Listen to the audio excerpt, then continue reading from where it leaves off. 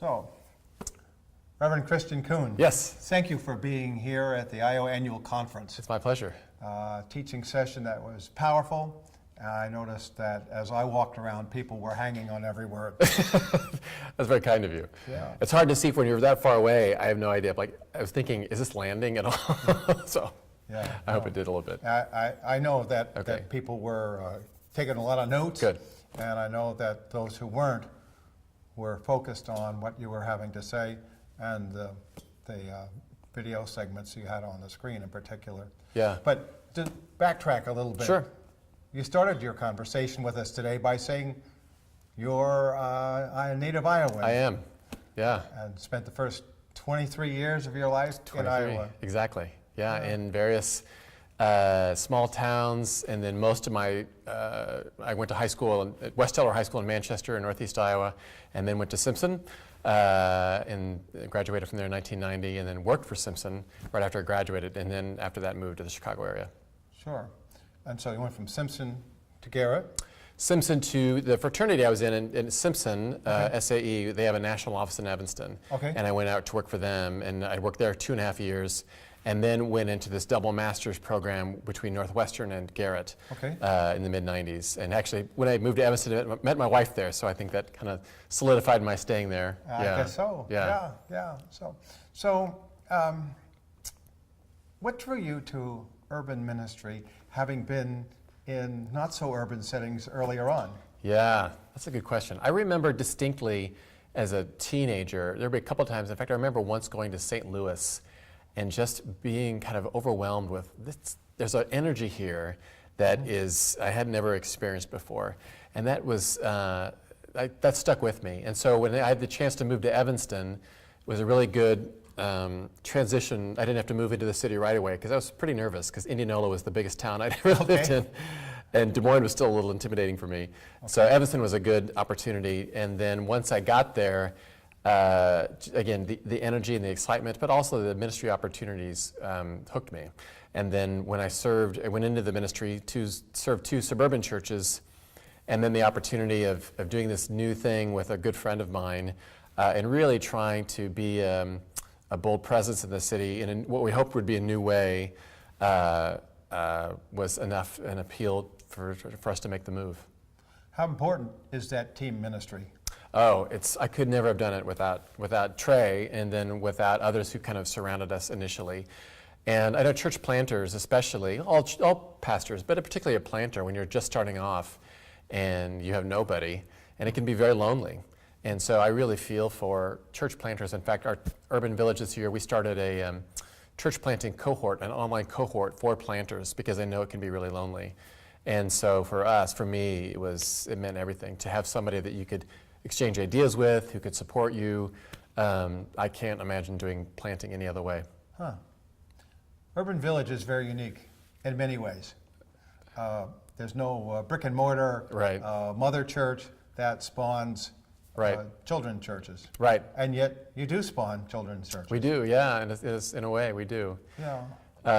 It is a pretty unique, whenever we think about thinking about a new structure for ourselves or a new way of doing ministry, and who else is doing something similar to us, multi-site progressive urban ministry, and there just aren't many out there. Right. So we have to do a lot of experimenting on our own.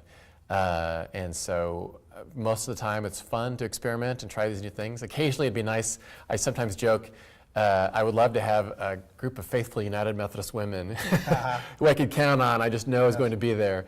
But most days it's a lot of fun, and we know we're making a big impact. Sure. Well, you just spoke about committed folks. When I had the opportunity to worship a few years ago, I noticed a lot of committed folks, from practically walking in the door, then up to the upper level where you gather for your main worship time. People, as soon as you got to that level, offering a word of greeting or walking by a table and having cards.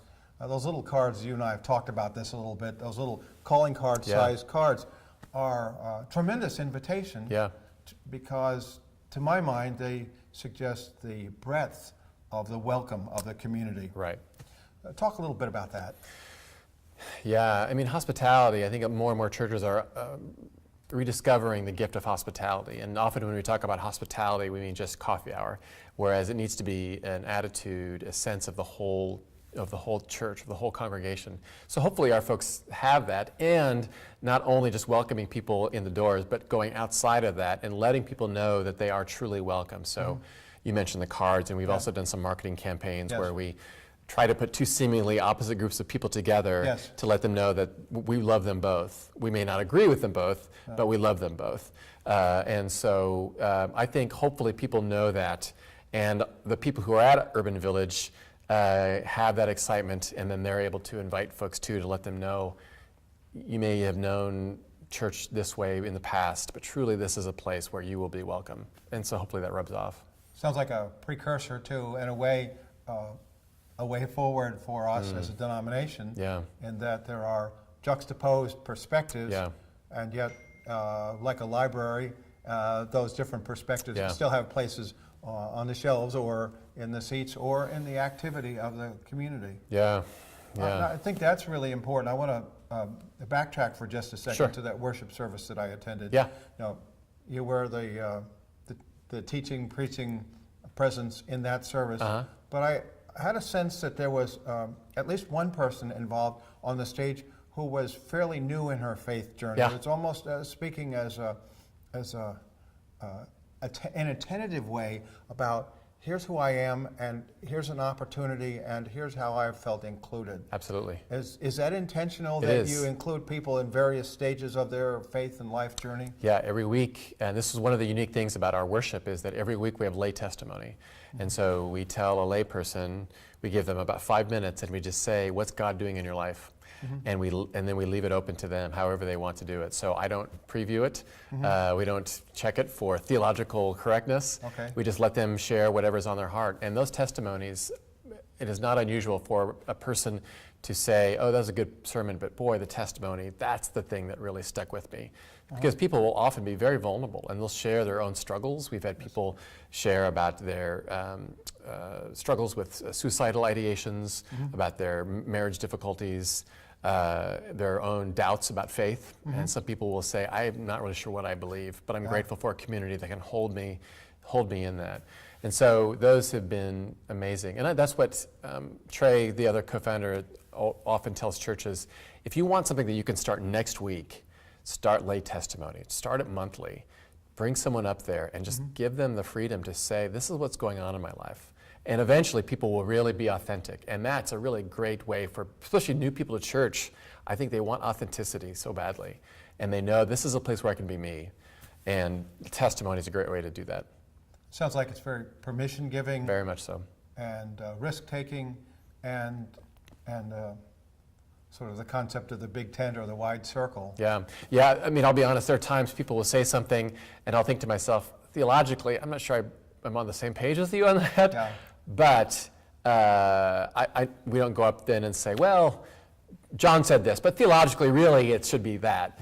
We don't do that. And we kind of let them, this is who we are, while also being clear about during the sermon, and we say this is who we are and what we believe. But I can't. There have been only a very few times where people will either talk too long or something like that, but generally speaking, they've been really wonderful. I had also the sense that you're very engaged missionally in the community. Is that a hallmark of Urban Village? Try to. Yeah, a really interesting thing about Urban Village is that most folks, we do some hands-on ministries. We started this ministry called the Bridge Project, or it came out of Urban Village. It's become an Urban Village thing where people will literally go to, they call it the Bridge because they go to train stations, or there's a part in downtown Chicago called Lower Wacker Drive where there are a lot of folks experiencing homelessness, and we literally come and bring them clothes or food or whatever. So that's certainly part of our sites and mission. But we also have a lot of folks who are really interested in justice. In fact, we have more people interested in justice.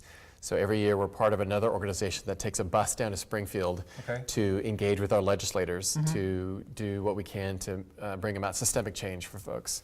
And so that's been a real surprise. I've not normally been a part of churches that are interested in justice work. And I think we have more justice interest than we do service interest almost. And it's all very low. They're very interested in what difference can we make in Chicago. That's also been a surprise. We haven't had as many people. I mean, it's great that churches will do international missions, but for us, generally speaking, people are like, what can we do to help Chicago? And so that's been the focus for us. Yeah.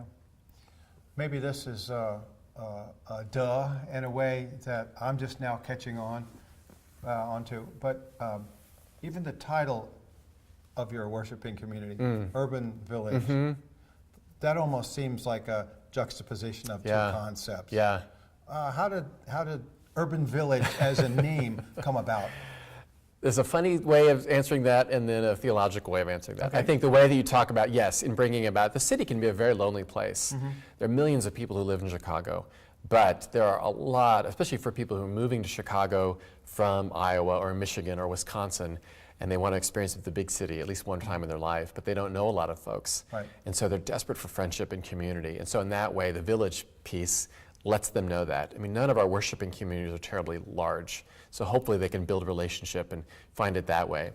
That's the good, and we believe to be true. Yes. But also, the kind of funny story is that Trey and I started off, we had like 50 different names, and then we narrowed it down to 20, Okay. did an online survey, took that down to 5, and then on Craigslist, we're having this focus group, and we gave away Starbucks cards, Okay. and we asked people who had no church experience to come to this focus group, and we wanted their opinion, because we wanted it for people who weren't involved with church. So we had 5 different names, and so we essentially we wanted to hear what they said. Urban Sure. Village was unanimous.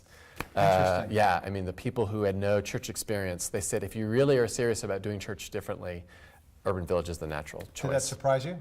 A little bit. Yeah. Yeah. The others they were fine, they were okay, Yeah. but we were both surprised that it was as unanimous as it was. So it was pretty clear, like, well, clearly it has to be Urban Village. Well, I've got a couple of more questions, Yeah. and I really appreciate your time here. Sure. And I could sit here and talk to you for I hours. love talking about me and the church, so. Well, there we go. You talked about the cohort now, the new cohort. So I'm interested in a little bit how you do that, even more why you do that. So maybe start with the why first. Sure. I think over the years we have more and more people will reach out to us from around the country, from around the denomination and beyond the denomination too. They want to hear, how are you doing these things? How are you connecting with young adults? And so we've tried different ways of connecting. At times it takes away our ministry because we're answering the questions. But we felt like there was a need for planters in urban settings to, not that we want to create exact replicas of Urban Village, but at least to teach a little bit of what we've learned over the years. Sure. And so there was part of that was the reason why, and then it's worked out. So we have 11 different folks from around the country. It ranges from, we have a woman who's a Quaker in Boston who's starting dinner church, to a woman who's pastor of First United Methodist Church in Los Angeles, who's really reviving that congregation. Okay. And so we have 2 different online groups. One group are people who are planting, another group who are discerning about planting. Right. And then my group, we meet once a month online. There's like a 15 to 20 minute teaching moment that we talk about what we've learned. And then it's just support for one another. I have been so pleasantly surprised at the connections that the cohort is making with one another. As I noted earlier, it can be a really lonely thing, and that people are there for one another, giving each other encouragement, learning from one another. It's not just Urban Village doing the teaching, Sure. They're learning from one another. And so from the very beginning of Urban Village, one of the very first coffees I had, it was with a retired UCC pastor. Okay. And I gave him the vision of what we wanted to do. And he said, don't be afraid to be big. He said, too few mainline churches are afraid to have a big impact. And so that has always stuck with me. And so Trey and I, from the beginning, thought, we want to have a big impact. We might not have thousands and thousands of people in worship, but we want to do what we can to help transform church in the city and in the denomination. So we do all we can to try to share our learnings with other people from around the denomination and the world. I've had some connections in Germany. I've gone over to Germany a few times and done some teaching there. So we've been really glad and grateful to be able to do that. Yeah. So I guess I have one last question, and again, I appreciate Sure. all this time. So run the clock back for Christian Coon. Okay. And so you grew up in Iowa, rural Iowa. You went to big city of Indianola, to Simpson College, and then you migrated in fraternity work to to Evanston. Right. And at least based from my experience, fraternity work was not always the most religious kind of experience. That's a good, that's a good way of putting it. Yes, it was, I enjoyed it. Yeah, I enjoyed it, but yeah, it was not. and then you migrated ultimately to that double program with Right. Northwestern and Garrett. Yes. So look at that snapshot of who you were then Yeah. and where you are now. Yeah. How have you kept yourself nurtured and strengthened in the journey of these years? Yeah. One of the things that has kept me nurtured over the years, and it's a good tie-in from my upbringing.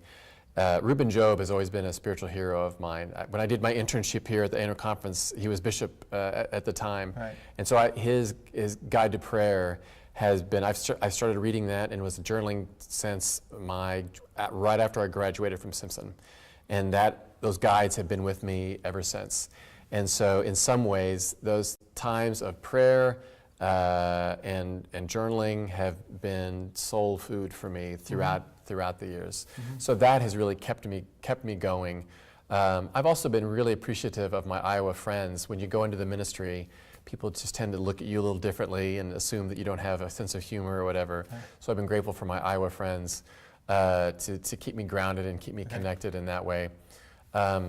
And I think too, when you're just starting out in the world and you want to have a big impact and you want some notoriety, and as I've gotten older now, that's not quite as important to me. And so I've just been able to really, this is in the book, I write a chapter on what does it mean to be a beloved child of God, right. which is such a basic thing for our faith, and yet I think we overlook it so much. And so to kind of really rest in that no matter what I do, nothing is going to change that belovedness. No matter if I worship 2 or 2,000, nothing is going to change about that. Right. And once you really believe that, then that frees you to risk and fail and try all kinds of things. Sure. Thank you so much. Thanks, Art. I appreciate this so yeah. very, very much. I appreciate it. Bless you. All right, thanks.